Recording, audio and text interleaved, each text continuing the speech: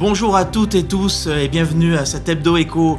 C'est une facilité de paiement et donc un accélérateur de consommation qui a été remis au goût du jour par le commerce électronique, ce e-commerce. C'est un facilitateur d'achat, il est aussi censé améliorer l'expérience en magasin. Je veux parler de ce système de paiement en plusieurs fois qui semblait pourtant vieux comme le commerce mais qui revient en force sous le terme de paiement fractionné.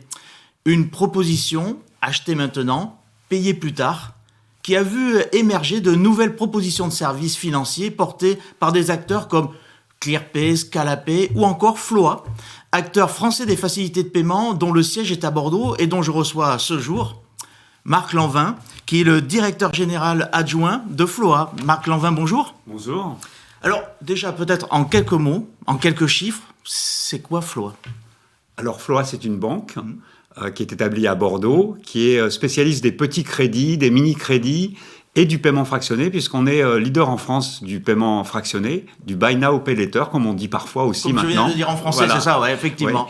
Ouais. Et on fait à peu près un paiement fractionné sur 3 est fait en France par Floa. D'accord, vous êtes acteur majeur sur ce secteur. Ouais. On le revendique. Ouais. Alors dites-moi, allez, comme je disais, quelques chiffres. Floa à Bordeaux, c'est combien de personnes ? Et Floa, il y a quelque temps, on parlait d'un changement de la reprise de Floa par BNP. On en est où ? Alors, Floa, c'est à peu près 200 personnes à Bordeaux, 300 en Nouvelle-Aquitaine, puisqu'on a aussi un site à Chauray, près de Niort. D'accord. Voilà, on a été créé en 2001 par le groupe Casino.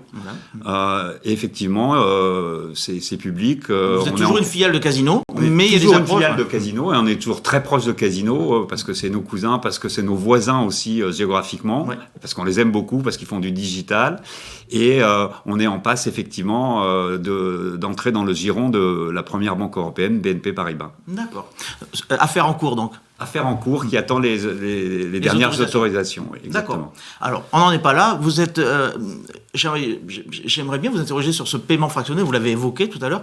Est-ce que c'est d'une certaine façon le nouveau crédit à la consommation, ce paiement fractionné ? Alors, c'est une alternative au crédit conso. C'est un service qu'on offre aux marchands, aux consommateurs, pour faciliter les achats, tout bêtement. Ouais. L'origine, c'était, on appelait ça dans la grande distribution les chèques parking. Avant, on disait, je vous fais 4 chèques, vous pouvez les déposer progressivement. C'est vrai. Et en fait, c'est la digitalisation de ce service. Quand on a répondu en 2012 à l'appel d'offres de Cdiscount qui souhaitait faire du paiement fractionné, ils ont demandé, on veut faire du paiement en 4 fois aussi simplement que du paiement en une fois. C'est ça le paiement fractionné. D'accord. C'est une réponse immédiate, ça c'est important, une réponse immédiate qui est apportée à la fois aux commerçants et aux clients, comme ça l'affaire est débouclée, et ça permet d'alléger un petit peu la pression budgétaire ou même de faire un achat quand son encours de carte bancaire est atteint et qu'on a une dépense, soit plaisir, on a envie de s'offrir une tablette, soit on a crevé ses pneus et on veut changer son train de pneus et il le faut tout de suite. Et le paiement fractionné libère l'achat et permet au commerce et au e-commerce de se développer. Vous le disiez, c'est la version 2.0 du chèque parking. Je connaissais pas cette expression. Ce chèque, c'est plusieurs chèques qu'on faisait puis le commerçant les encaissait. C'était assez dangereux, c'était risqué parce que rien n'empêchait légalement le commerçant d'encaisser tous ces chèques. Là aujourd'hui, avec le paiement fractionné, on a l'esprit beaucoup plus tranquille. Alors on a l'esprit plus tranquille et puis nous on travaille beaucoup pour apporter de la sécurité là-dedans, de la sécurité aux consommateurs, de la sécurité aux commerçants. Ouais. Et alors le paiement en plusieurs fois, moi j'ai toujours entendu parler de ça, les 4 fois sans frais, les 3 fois sans frais. Ça s'adressait souvent à des produits plutôt des produits, je dirais, des grosses dépenses, quoi, le gros électroménager, l'ameublement, voire éventuellement le gros électronique. Est-ce que le paiement fractionné s'adresse aussi à ces produits-là plutôt chers, qui représentent des budgets importants ? Alors, effectivement, c'est la solution pour les biens techniques, les biens technologiques, les PC, les tablettes, les téléphones mobiles. On s'est lancé l'année dernière avec SFR et on fait le paiement fractionné des SFR, ça c'est sûr. Mais ça finance aussi les voyages qu'on doit souvent payer à l'avance et on n'a pas forcément l'épargne nécessaire. Et aussi les petits achats du quotidien. Je parlais du quotidien ou pas, d'un train de pneus. Chez nous, le paiement fractionné moyen, le panier, c'est 175 €. C'est quand même des tout petits d'intervention. D'accord, c'est pas forcément des grosses dépenses donc. Pas forcément. C'est qui a recours au paiement fractionné? Est-ce que c'est, comme on le lit parfois, les ménages les plus modestes? Alors ça, c'est une idée reçue. D'accord. Aujourd'hui, le paiement fractionné touche toutes les franges de la population. Nous, on publie un baromètre Opinionway chaque année, et le dernier sondage en 2021 a révélé que le paiement fractionné touchait plus les cadres, par exemple, ou plus les jeunes. Donc ça touche à vraiment tout le monde. D'accord. Vous parliez d'études que vous meniez. Est-ce qu'on a une idée de la progression de ce paiement fractionné? Ça représente aujourd'hui, ça pèse à quelle hauteur dans les échanges, j'ai envie de dire, et le commerce électronique, par exemple? Alors, on attend la tombée, l'arrêté des comptes, en fait, de l'activité sur 2021. Mais en gros, c'est une croissance forte qui est de l'ordre de 20% par an chaque année. D'accord. On comprend qu'il y a des acteurs, des nouvelles banques, je dirais, pour faire français, qui soient intéressés par ce paiement fractionné. Ça intéresse beaucoup de monde. On voit de plus en plus de startups se lancer et de new tech se lancer là-dessus. Qui supporte les frais financiers du paiement fractionné? Est-ce que c'est le consommateur? Est-ce que c'est le commerçant? Ou les deux? Alors voilà, c'est complètement variable, vous avez bien situé le débat. Je ne savais pas. On parle souvent du 4 fois sans frais, parce que beaucoup d'acteurs offrent cette facilité à leurs clients. C'est le cas par exemple des CFR avec qui on travaille, c'est le cas d'Oscaro.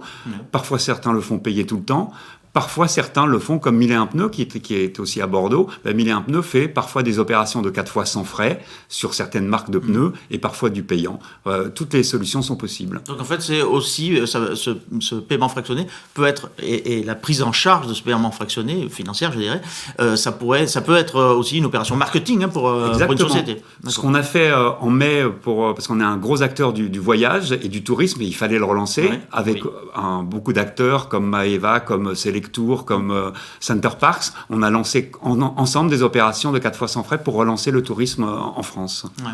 D'accord. Et aux USA, où ce paiement fractionné est vraiment très très ancré dans les habitudes, on constate des dérapages en matière d'endettement et de manière tellement rapide que l'État fédéral, via le Bureau de protection financière des consommateurs, entend, il dit, vouloir réguler ce mode de paiement.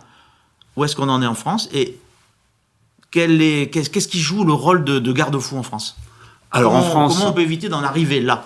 Alors en France, on est réglementé, les établissements qui font du paiement fractionné. On est sous la gouvernance de la Banque de France et on est contrôlé par la CPR. Il y a des normes à respecter.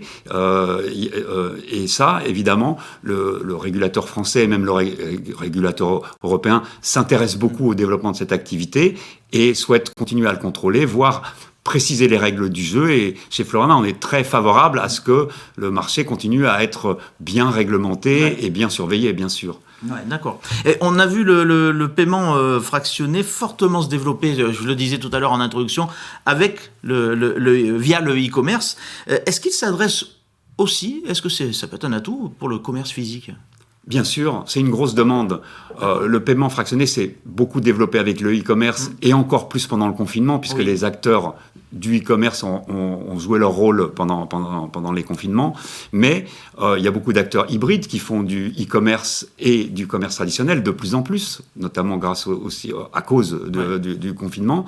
Et de plus en plus des acteurs traditionnels, je parlais des SFR, aujourd'hui, si vous voulez payer 4 fois sans frais en boutique, vous pouvez le faire. C'est de la même manière qu'on le ferait sur leur site internet. Exactement. Et chez Selectour, si vous voulez aussi commander un voyage en 4 fois sans frais en agence, vous pouvez le faire. Et c'est une grosse tendance en ce moment. On a beaucoup d'acteurs. On a rentré plus de 100 enseignes sur l'année 2021 chez Flora, partenaires qui sont pas forcément des pure players, comme on dit. D'accord. Donc, en fait, mais comment le commerçant lui-même gère cette chose-là? Ça demande des compétences et aussi du temps, ou est-ce que vous faites des solutions sur mesure et il n'y a plus, j'ai envie de dire, il n'y a plus qu'à appuyer sur un bouton pour déclencher le paiement fractionné? On a des solutions sur mesure, mais on a aussi des solutions, on va dire que c'est un peu technique, en API, qui sont extrêmement faciles à intégrer. En gros, chez Flora, il faut 15 jours pour brancher une solution de paiement fractionné. D'accord. Sur le système de caisse et de gestion de la boutique. D'accord. Alors dites-moi, il se passe beaucoup de choses à Bordeaux pour Floa, puisque Floa, historiquement, est très très ancré à Bordeaux. Vous l'avez rappelé, le nombre de salariés ici est important. Alors, on est dans un univers qui est hyper concurrentiel sur le paiement fractionné notamment, mais aussi dans la tech en général. Il y a beaucoup d'acteurs assez importants à Bordeaux qui recrutent beaucoup. Vous avez des besoins, je suppose. Alors ça se passe comment ? Est-ce que Bordeaux, est-ce qu'aujourd'hui c'est encore facile, entre guillemets, alors qu'il y a beaucoup de secteurs qui sont en tension, est-ce que c'est encore facile de recruter ? Alors, on recrute chez Flora, c'est clair, on a plein de postes ouverts. Là, actuellement, par exemple, vous recrutez combien de personnes ? Là, on a une dizaine de postes, ouverts, qui sont ouverts en ce moment. Donc, il y a 10 places à prendre chez Flora ? Au moins. Alors, voilà. Quel profil vous recherchez ? Alors, c'est des profils de data scientist, de web designer, de spécialistes de la fraude. On a la chance d'avoir un écosystème digital extrêmement compétent dans la région, donc ça c'est très bien.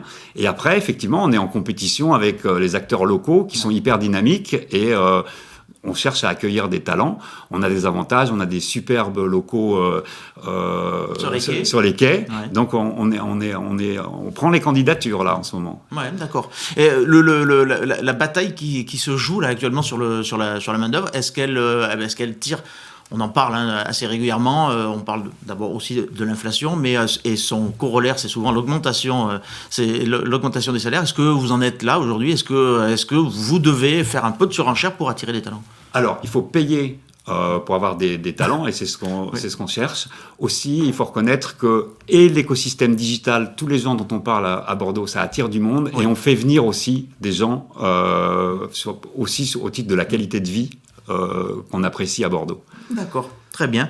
Écoutez, je crois qu'on est arrivé au terme de cette émission. Si peut-être une petite question quand même, est-ce que vous pensez que aujourd'hui comment dirais-je, la reprise, elle repose sur la croissance, donc elle tire la croissance, elle repose sur la consommation. Ces solutions de paiement fractionné, est-ce qu'elles s'adressent uniquement alors parce que j'entends venir les critiques, est-ce qu'elles s'adressent uniquement à la consommation de produits neufs et peut-être même encourage la surconsommation, et est-ce que c'est un reproche qui pourrait lui être fait, ou est-ce que dans le fond c'est aussi un mode de paiement qui fait des émules dans le monde de la seconde main, je veux dire. C'est une bonne remarque. On pourrait lui faire ce reproche, mais c'est pas le cas, parce que effectivement, au titre encore du confinement, mais même depuis quelques années, il y a un gros mouvement. Back Market a annoncé ses nouvelles licornes françaises. Tout à fait, oui. Voilà, le reconditionné. Nous, on est partenaire de V-Dressing qui fait du C2C. Il y a aussi, pendant le confinement, il y a beaucoup de gens qui ont vendu de particulier à particulier. Et là aussi, avec une société bordelaise qui s'appelle Obvi, on apporte une solution de paiement fractionné de particulier à particulier. Donc on encourage aussi, on suit effectivement ce mouvement fort de la société. Nous sommes vraiment cette fois arrivés au terme de cette émission. Marc Lanvin, je vous remercie pour votre participation. Merci de nous avoir suivis. Je vous donne rendez-vous sur TV7, même jour, même heure, pour la prochaine émission de l'Hebdo Écho, une émission que vous pouvez revoir sur le site de TV7 ou écouter en podcast sur sudouest.fr. À bientôt. Merci pour votre écoute. Si vous avez aimé cet épisode de l'Hebdo Écho, et pour ne pas manquer les prochains, abonnez-vous à notre podcast sur Spotify, Google Podcast, Apple Podcast ou tout simplement sur votre application d'écoute favorite. Vous pouvez aussi nous laisser des étoiles, des commentaires et des suggestions. Vos retours sont précieux et nous aident à nous améliorer. À bientôt!